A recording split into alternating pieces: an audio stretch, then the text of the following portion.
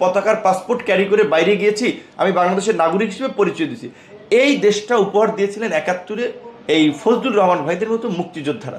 তাদের ভুল থাকতে পারে, তাদের নিয়ে আমরা সমালোচনা করতে পারি, সেই বিষয়গুলো কথা বলতে পারি, কিন্তু এই লোকটাকে যেভাবে অপমান অপদস্থ করলো, ফজু পাগলা বলে, ফজলুর রহমান তার সমালোচনা করার মতো যোগ্যতা তাদের অনেকের নাই।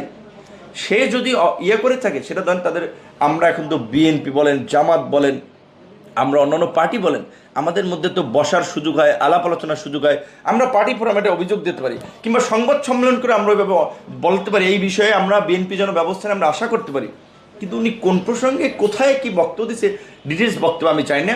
কিন্তু সে যদি ভুলও বলে থাকে, ভাই তার বলায় কিচ্ছু আসে না। সে যদি বলে 5 তারিখ এটা হয়েছে, 5 তারিখ তো এখন অনেক মাস্টার মাইন্ড এইটা বলা হয়, এই মাস্টার মাইন্ডদেরকে আপনারা 5 তারিখের আগে চিনতেন? কোন মাস্টার মাইন্ডকে চিনতেন? কয়জনকে চিনতেন? আদালতেরও